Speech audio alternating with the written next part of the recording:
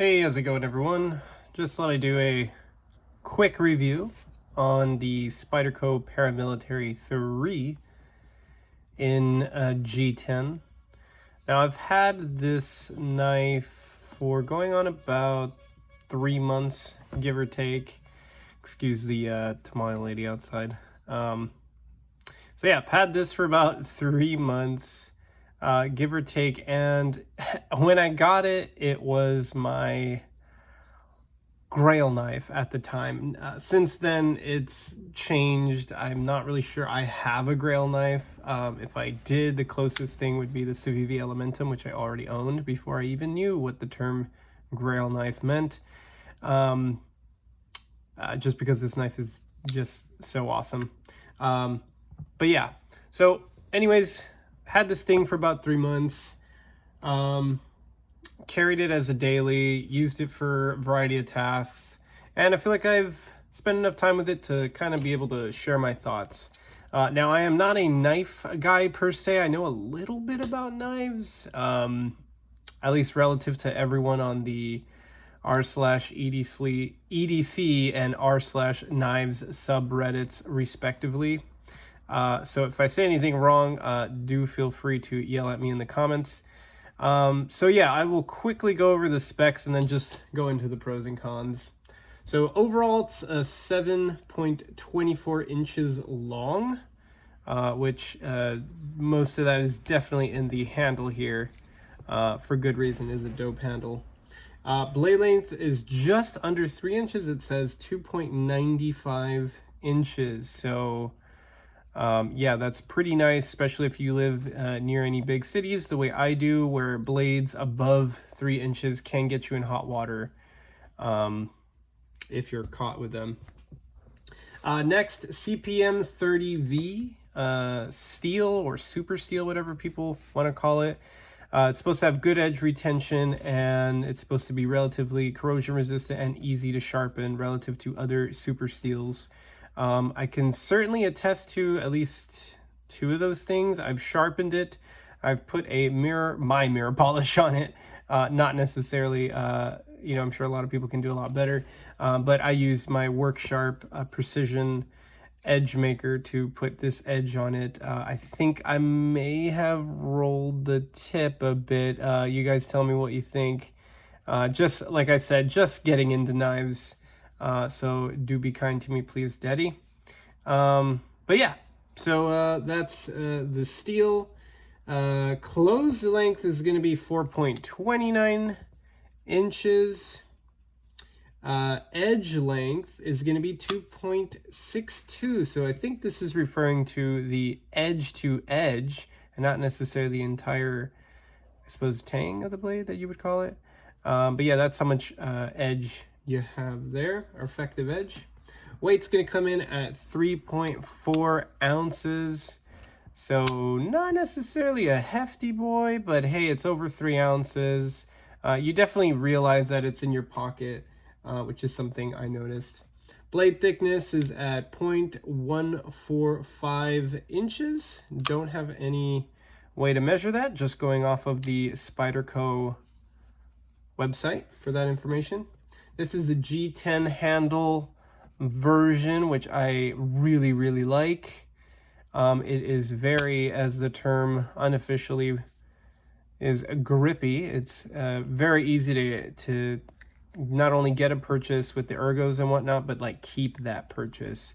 I've never fearful that this thing is gonna like spill out of my hand accidentally. It's very intentional feeling, if that makes any sense. Clip position they have listed here is ambidextrous or 4-way, so it can be tip up, tip down, either side, which is super nice. Compression lock is going to be the lock type, which I am sure you are all familiar with by this time. It is also what I consider to be, I suppose, integral. So it's like in the lock is directly built into the scales, so to speak, or the metal scales inside, which is pretty nice. And the reason I differentiate that is because The Para 3 Lightweight, that was a fail, is not that way. So they, don't know if you can necessarily tell here on camera, but pretty much the compression lock is just one piece of metal and it's not built into the entire frame of the knife. So just thought I'd mention that.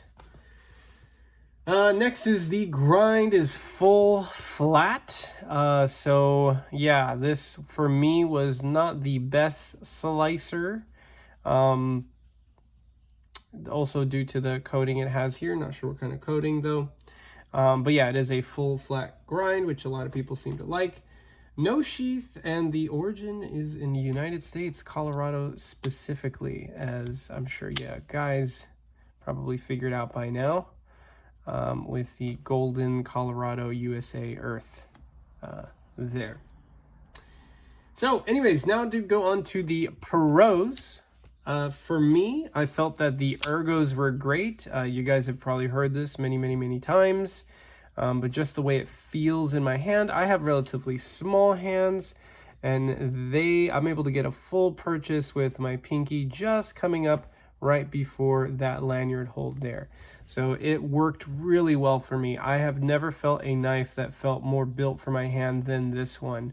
And the fact that I don't even need to choke up in order for my hand to completely fit on the handle there and me still be able to get a full purchase, that is pretty sweet. So yeah, I've never felt a more ergonomic handle before in a knife yet. Also really good for this style if you've got to use this style for, I suppose, fighting. Not really sure. Yeah, this feels cool too. Next is, I found that this knife was really great for sustained work. And I think that's in large part due to the handle. This would also fit gloves really well. I've used this with gloves, and my they're very thin gloves though. They're not like work gloves, they're more like grip gloves. And those were still able to fit through the Spidey hole and open and close it. So I think they were really meant for this thing to be a workhorse. So yeah, it definitely felt a lot better. Like if I had to do work for hours, or my job consisted of like cutting things for hours, yeah, I would want something like this for sure. It just feels a lot better. So yeah, and also, you guys probably don't need me to tell you this, but it is great at fidgeting. My default way seems to be the middle finger flick. I'm actually pretty bad at the thumb flick there, or at least I find it a little difficult. And you can even, I find you can even close it with your thumb there, and because of that little kind of finger choil there, it stops just before it hits your finger, so you can even close it like that if you want to. But yeah, great fidget factor. Absolutely love this thing. Yeah, super great, fun to work with. Now this could be a pro or a con. Could be a pro depending where you live and the reasons that you are busting this thing out, but it can be a little intimidating, which might be a good thing if you're trying to fend someone off. So I listed that as a pro. It's definitely a scary knife, not just, even if it wasn't in all black, it just has this scary look. I'm not really sure how to explain it. Maybe it has to do with just how wide the blade is, or tall, I suppose. This leafy look, and then that little hole in the middle. Yeah, maybe just gives me that kind of feeling. So yeah, no hot spots also. You know, on top of the ergonomics, didn't have any hot spots. I know a lot of people, they hate the Spidey clip here, but I've actually been quite a fan of it just because it feels rather neutral. Like it really doesn't dig into my hands much. And in fact, for me, at least the way that I grip it, my middle finger here comes right before that indent, which makes it a lot easier to grip. And this really, I don't feel any necessarily anything bad from. So whoops, getting a call there, sorry. So yeah, I don't necessarily feel anything for that negatively. And then if you notice this, there is a nice recess in there, which is super sweet, because that allows me to also get my pinky kind of fully in there and really give me that ability to really grip on it. So again, that no hot spots, on top of that, just having great ergonomics. So that for me is great. Next, for a pro for me, is going to be, it looks cool. This is probably the knife that I've gotten the most compliments about from my friends who are not knife people. They just kind of look at this thing. I posted it on Instagram before, and people are like, wow, that looks pretty sick. So yeah, I'm going to go ahead and agree with them. I do kind of have like an all black theme, as maybe you can tell by some of the other accessories that I have here. Certainly did not rearrange them for the purpose of this video. I promise they're all here. Just barely out of a frame there on purpose so it looks nice. But anyways, yeah, so pretty cool looking knife. Goes well with my aesthetic that I'm going for. So yeah, there's that. Last but not least, I listed here as one of my pros, as it is made in USA, which is pretty cool. Anything that's made in USA is good by my book. Not that USA made products are necessarily superior, you know, 100% of the time, but it's just nice to support, you know, the country you live in. At least that's my opinion.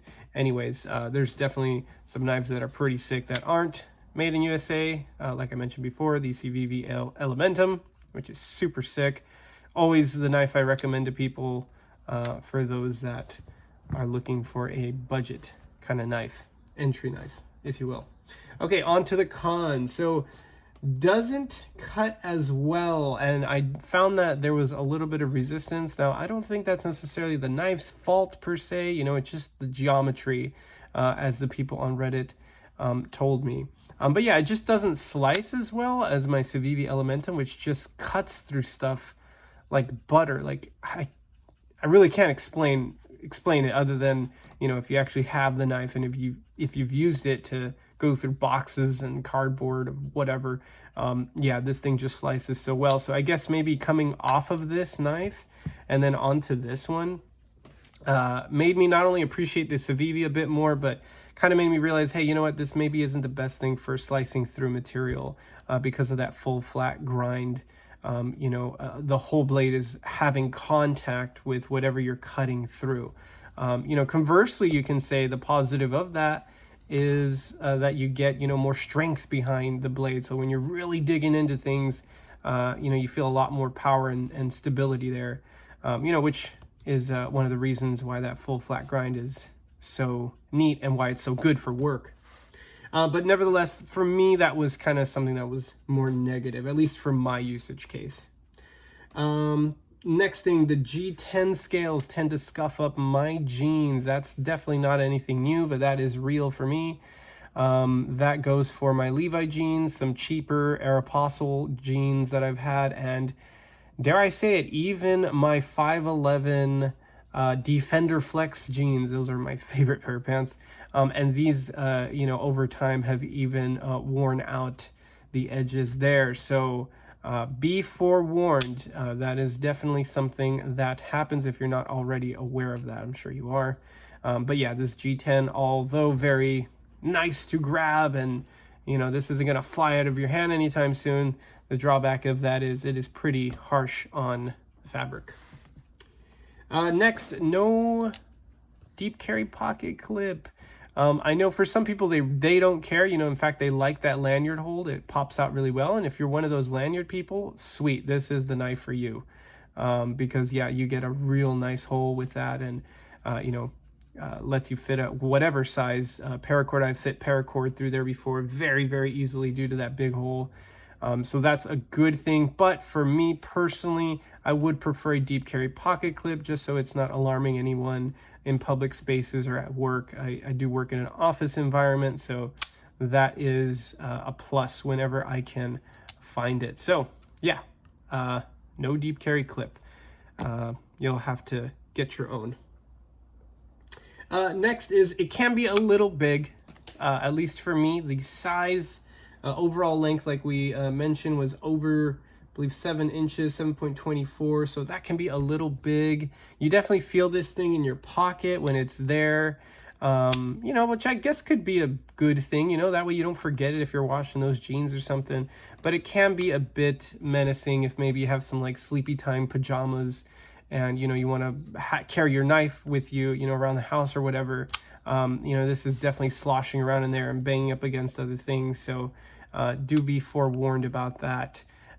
you know, this is substantial. Now, it's not heavy by any means. Obviously, anything weighing more than 3.4 ounces is going to feel heavier than this. Yeah, but you know, for the size and the blade length, yeah, it's for me is heavy, at least what I am used to. So yeah, so it can be, this, like I mentioned, was a positive. However, I'm going to also list this as a negative, but it's intimidating. Once again, it can be a little scary looking. You know, so maybe for wherever your use case is, or wherever you are, you know, maybe you want to bust something out and you want it to look intimidating in front of people. But I'm going to go on a limb and say most of the time you're probably not going to want to look menacing. This is not a knife that I bring with me to an office, not just because of the all black, you know, murdered out look, but yeah, it just looks a bit intimidating, like I mentioned before.